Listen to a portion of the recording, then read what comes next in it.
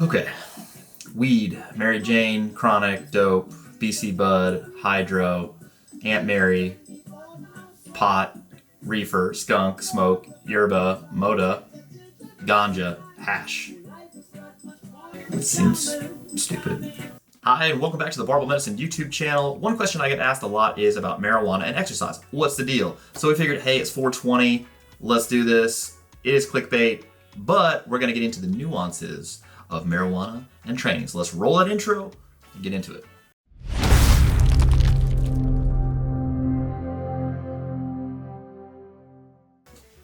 So the first thing we need to talk about is what is marijuana. So marijuana or cannabis is derived from the leaves, stems, and dried flower buds of the cannabis plant. It's the most commonly used psychoactive substance worldwide. About 4% or 182 million people have reported using it within the last 12 months. In Americans older than 12 years old, 8.3% or 22 million people have used within the last month. The highest use is seen in the 18 to 25 year old demographic, well, with men being twice as likely to use as women. The term cannabinoids refer to chemical substances that act on the cannabinoid receptor, which are derived from the cannabis plant, synthesized in the lab, or created in the body itself. There are three broad categories: psychoactive, active but not psychoactive, and inactive. The psychoactive properties of cannabis are principally due to a cannabinoid THC, whereas cannabidiol, which is CBD, is one of the 100 plus cannabinoids that are present in cannabis, and it falls into the active but not psychoactive category.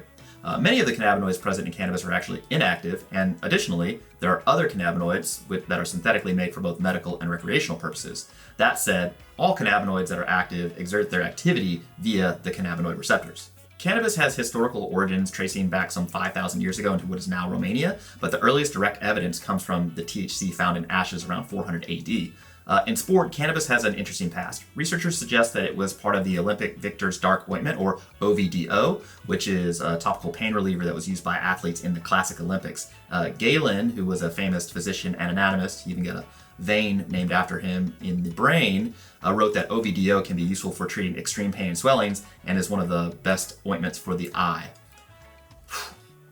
In the United States, marijuana was widely used in the 19th and 20th centuries. It was even described in the USP, which is a pharmaceutical document put out every year. It was in 1850.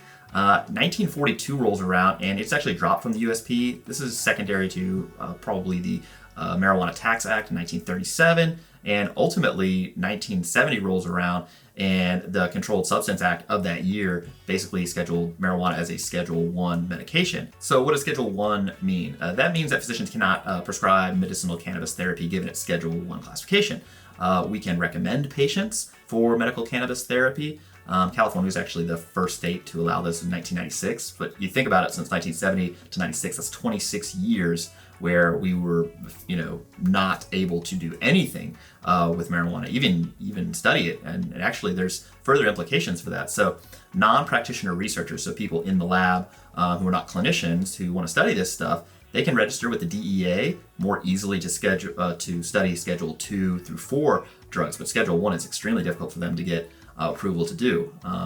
And again, this has downstream implications. So actually, the University of California, San Diego had access to funding for studying marijuana and THC and its effect on various clinical outcomes. However, they were trying to do 5 big trials and they couldn't get enough people to sign up, and so ultimately had to cancel the studies. That being said, at present, there's been a lot of legal reform, and 8 states, so Alaska, Colorado, Maine, Massachusetts, Nevada, Oregon, Washington, and the District of Columbia have legalized marijuana for adult recreational use, although it is continued to be banned by the World Anti-Doping Association, WADA, and its subsidiaries. Cannabinoids synthesized in the lab or derived from the cannabis plant interact with the cannabinoid receptors in the brain and the peripheral tissues, principally cannabinoid receptor 1 and cannabinoid receptor 2, or CB1 and CB2. CB1 receptors are found in the brain in regions controlling cognition, memory, reward, anxiety, pain, motor coordination, endocrine function. They're also found in the heart, vascular tissue. They're effectively everywhere. Whereas the CB2 receptors are also located on the vessels in the heart, but are also in the visceral organs, like the spleen, for instance. We make cannabinoids in our body. They're basically eicosanoids. These are lipid-based molecules that do a bunch of different things, and they're involved in pain, appetite, emotional states, all sorts of things. we don't really know what sort of direct receptor being activated, what's the effect. We don't know that really yet from the cannabinoids, whereas we do know that for other things. For instance, if epinephrine binds to a blood vessel, or noradrenaline or something like that, you get vasoconstriction in general. We don't know that yet about cannabinoids. So the typical cannabinoid response as it pertains to exercise involves an increased heart rate and bronchodilation, meaning the pulmonary tree dilates. In fact, this has been used to treat exercise-induced asthma. And some people say, oh, cool, I can just use marijuana to treat exercise-induced asthma. The problem is it does it far less effectively than the beta-2 agonists. Those are our normal medications that we use for that. And there are other risks, even in the pulmonary system, by using cannabis over the existing treatments. With respect to blood pressure, you're gonna see multiple different outcomes when it comes to blood pressure. In the short term, you see some hypotension from vasodilation, and long-term chronic studies, that's unplanned. Long-term studies, you're gonna see kind of a dose-dependent response with the increase in systolic blood pressure. So we don't really know why that happens, and it's kind of being sussed out. 30 years ago, people were thinking you could use cannabinoids or even cannabis to lower blood pressure, although that hasn't been borne out in humans or even the labs with the spontaneously hypertensive rats. Recently, the use of marijuana has raised both ethical and clinical concerns. From an ethical standpoint, it's been well established that cannabis use disorder develops in about 10% of people who use cannabis, although this number climbs anywhere between 25 to 50% if they're teenagers who smoke daily. It is true that the relative risk of developing cannabis use disorder is much less than if someone's using opioids or amphetamines or cocaine, but the medical concerns are still fairly valid. So first, let's start with the potential negatives. From a psychiatric perspective, those with cannabis use disorder are more likely to have another substance use disorder like alcohol or tobacco. In fact, it's almost like a 6-time increase in risk, or opiates. It's almost a 2.5 times relative risk of having both of those. Cognitively, this is probably the biggest issue when it comes to young people using cannabis. So brain development is occurring prenatally all the way to 21. Obviously, continued remodeling is occurring after that, but that's like the big stage of brain development. And we have really good data that using cannabis within that time period decreases the number of neuronal connections that you develop. It decreases the volume of certain areas of the brain, including like the hippocampus, and which is involved in learning and memory. One prospective study followed people from birth until age 38, and they performed neuropsychiatric testing, including IQ testing at ages 13, additionally as an adult prior to cannabis use, and then at 38 years of age after persistent use. Despite ruling out cannabis use on the previous day or week prior to the final neuropsychiatric or IQ testing, and correcting for relative education levels, they ruled out tobacco, hard drug, alcohol use, dependence disorders, schizophrenia.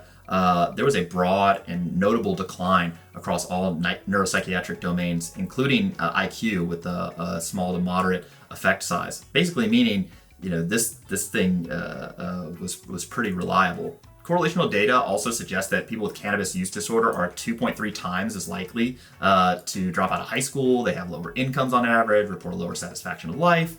The data is difficult to interpret because a lot of it's correlational. And then, honestly, the studies, there's just not a lot of research here. And that doesn't mean that we should say, we don't know anything about this, because that's not the case. It's just, all this stuff has to be interpreted in the context of risk benefit. So, and as we get to the, potential clinical uses for cannabis, we're always weighing that risk benefit.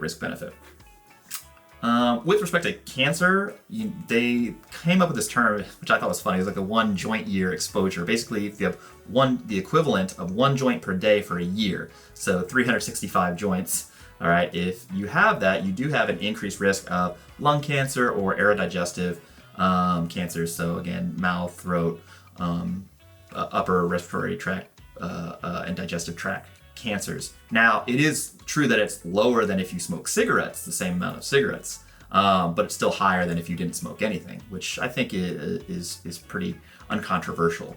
From a cardiovascular standpoint, okay, so we're going to talk about heart attacks, which are myocardial infarctions, stroke, and blood pressure. So for myocardial infarction, there's a slightly increased risk of having one within 60 minutes for those who smoke cannabis. Although, again, this is pretty weak data in my opinion based on what I've read.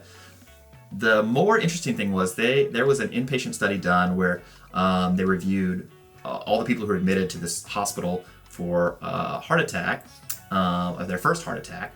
And if they had smoked cannabis within the year prior to this heart attack, the index event, there was a 4 times increase in mortality that lasted 18 years after that heart attack. So basically, if you had smoked a year prior to getting a heart attack, then you had increased mortality up to 18 years out until that effect disappeared. That being said, it was only 40 people that ended up meeting that criteria. So as far as what does that mean, I don't know. It'd be difficult to say that marijuana doesn't increase risk of any sort of cardiovascular risk factors. That would be difficult to say, but to know the extent of the risk factor, that would also be difficult. While we expect blood pressure to go down in people who use marijuana because it has been shown to be a vasodilator, increase the size of the vessels, there's actually this sort of dose-dependent increase in systolic blood pressure we see with people who use marijuana regularly. It's about 0.1 millimeters of mercury for each day of cannabis use in the previous month. So max out 30 days, and you can see, about a three or so millimeters of mercury increase in systolic blood pressure, which is significant. 2 large epidemiological studies have looked at cannabis use in strokes and found that cannabis exposure increases your risk of having a stroke by 1.7 to 2.3 times that of if you didn't use cannabis, even after adjusting for alcohol, tobacco use, age, sex, and ethnicity. So, that all being said, there are some potential indications for cannabis use within for medical benefit. Most interesting thing kind of when researching this is there is just not a lot of recommendations out here for this. And I think a lot of it has to do with the limitation on prescribing practices and the limitation on research practices, given that it is still a Schedule 1 drug. So the best thing I could find was in February of 2018, the Canadian Family Physician Journal published the sort of guidelines on when, who should you consider prescribing cannabis to.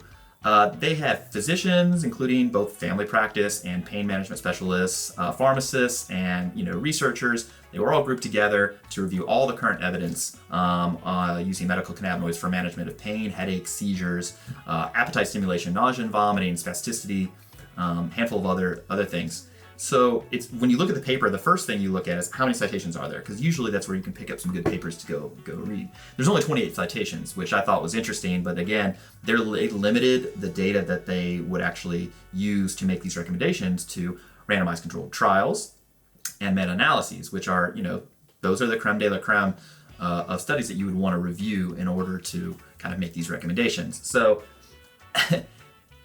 what they found is basically there are a small subset of medical conditions by which there's some evidence for using medical cannabinoids, which should be distinguished from medical marijuana. They found no indications for medical marijuana to be useful for those conditions that were studied. And so there are 2 medicines. One is nabilone and the other is nabiximols.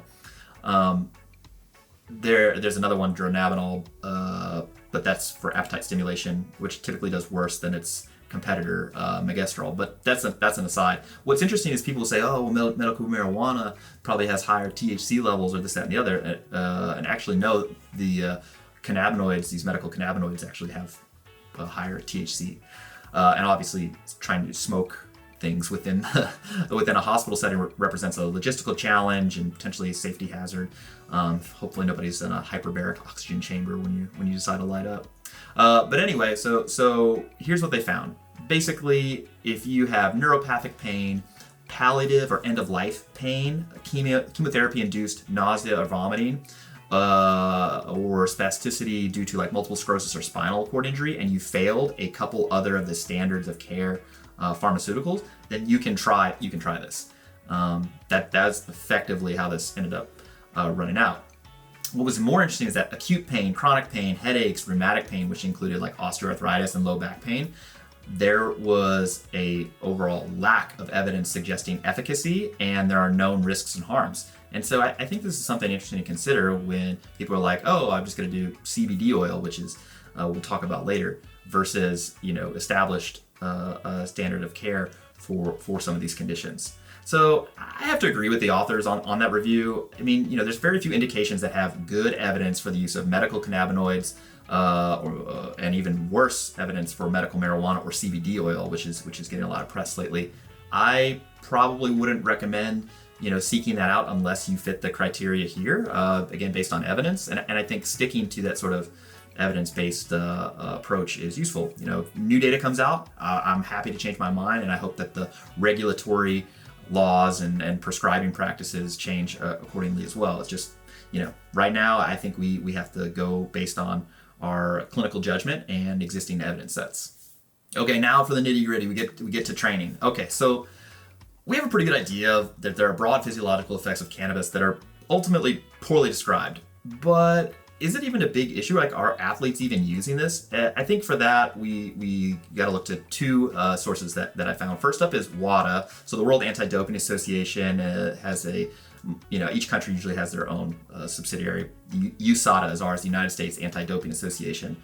Right now, so cannabis is on the banned substance list. CBD oil is not, but cannabis has been on the prohibited substance list for a long time. And basically they test folks via a urine test for THC concentration. Previously, up until 2012, the cutoff was 15 nanograms per milliliter. Basically, they look at urine for this metabolite and say, "Oh, hey, you're way over. We're gonna ban you." And actually, this happened in 1998, the Winter Olympic Games in Nagano. Gold medalist Ross Regliati was a snowboarder. He got stripped of his gold medal, and he was like, "No, man, it wasn't me. It was secondhand."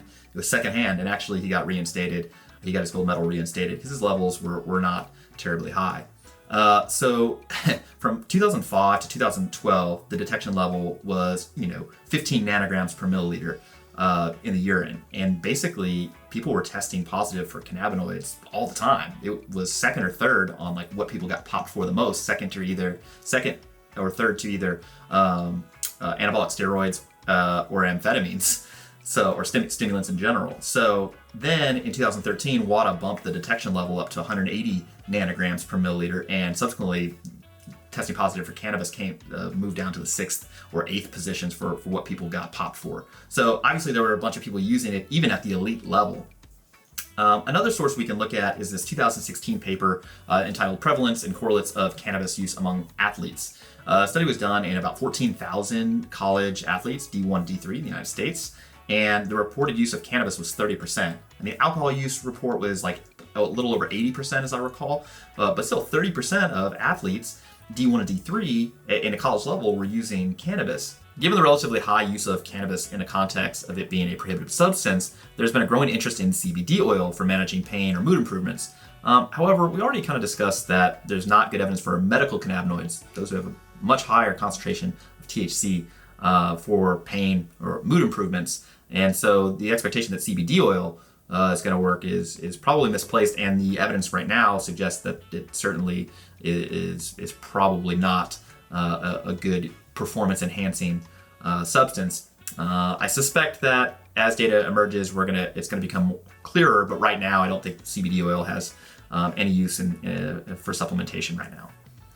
Interestingly, there is some evidence on endogenous cannabinoids, i.e. the cannabinoids that your body produces on its own, and that it's involved in the runner's high, maybe, and also potentially some pain relief. So a 2003 study done by Sparling et al. That was published in the journal Neuro Report found that runners and cyclists have higher amounts of circulating cannabinoids without smoking prior to that than their sedentary counterparts. And so this was occurring while they were aerobically exercising at 50 to 70% their VO2 max. And so basically they had higher levels of these circulating endocannabinoids, and that made them feel better. So that would be the runner's high. It's actually been substantiated in a few other studies. The intensity appears to matter. High intensity exercise appears not to increase cannabinoid production, and low intensity stuff appears to not do that either. So 50 to 70% appears to be that range for aerobic exercise. There's only one study that I found in resistance training on this, and it's in rats. So basically they had these rats resistance trained. I assume it's like a rat leg press, And basically they had a higher production of cannabinoids, and this modulated an anti-nociceptive effect. Basically, it was a pain relieving effect that they got from doing exercise, which was pretty cool. But I haven't seen anything like that in humans. As far as the overall effect of using like cannabis, smoking marijuana, or something like that on performance, the data is not very good. I mean, there's just not that much of it. In fact, best evidence I could find were 2 meta-analyses published in the last 2 years that found 18 total studies. I pulled all the studies I could get my hands on, I read them, and then I read the meta-analyses. And honestly, the takeaway is that it's highly unlikely that marijuana is going to improve your performance. If anything, it's going to hurt it. As far as by how much, we don't really know. And there were no like direct measurements of strength or hypertrophy. In fact, the only thing related to strength was a grip strength test that showed that it went down when people were high, which is like, duh. So I actually like this quote from Kennedy, who wrote one of the meta-analyses that I'm linking below, with all the rest of the stuff that I kind of pulled this information from. So there are surprisingly few scientific data relating to the effects of cannabis on exercise performance. There were no studies that have evaluated strength or athletic performance, similar to what have been conducted using anabolic steroids or stimulants such as amphetamine. No papers specifically related to the measures of sporting performance such as running times, weights lifted, or accuracy in a target-related event such as archery. The pulmonary effects of cannabis use would be of little value in sports people with asthma, exercise-induced or otherwise, as there are more effective agents at present which have a lower adverse reaction profile. There are no theoretical reasons to believe it could increase strength or endurance. It may impair abilities in extreme situations. There are claims that the psychological effects may have a calming effect before events, but this has not been confirmed or disproved in a clinical trial. Apart from one case report of its use in a field reduction of a dislocated shoulder, there are no data to support claims that it possesses special analgesic or muscle relaxing properties for sports persons. The last thing that we would try to come up with is, well, does using cannabis affect your nutritional intake? And the munchies are what you hear about, and you would expect that people who use marijuana or cannabis products would have higher BMIs, higher body fat, higher waist circumference, or anything like that. But that's not really what we see. Best thing I found on this was a meta-analysis published in 2014 in the journal Innovations in Clinical Neuroscience. This was done by Sansone and Sansone. There are 5 large trials that are particularly telling. So the CARDIA trial, which is the coronary artery risk development in young adults, they looked at 3,600 patients aged 18 to 30. And basically 2,200 of them had no prior use of marijuana, and 1,300 of them had a history of marijuana use. The most extensive use of marijuana was associated with a higher calorie intake, 3,300 calories per day, compared to those who didn't use marijuana, which was 2,700 calories per day. But there was no increase in body mass index. In fact, another study within this meta-analysis suggested that females who use marijuana had a 3% lower BMI than those who didn't use, and males had a 2.7% lower BMI than those who didn't use. Similarly, when we look at obesity data from large trials, we're talking 40,000 subjects, 9,000 subjects. So the National Epidemiological Survey on Alcohol and Related Conditions that had 40,000 subjects, and the National Comorbidity Survey Replication Study had 9,000 subjects. Basically, you see lower obesity rates in people who use marijuana. 14% compared to 22%. So 14% in people who use marijuana, 22% in people who didn't use. And so what does this mean? Does it mean that marijuana or cannabis products are good for reducing body fat? I don't think that's the case. I just think that the obesity is more nuanced. There's other stuff that contributes, and I don't think that the increased calorie intake is terribly meaningful. So that about wraps it up. I don't see a good reason to use cannabis for performance improvement, for nutritional strategies. And from a medical standpoint, it's just an ethical argument I don't want to get into right now. I think we need more data. I think we need to continue to work on our legislation, and I'll be interested to see where it goes. So anyway, thanks for tuning in. Hit like if you dug the video, subscribe for the latest content. We'll catch you guys next time.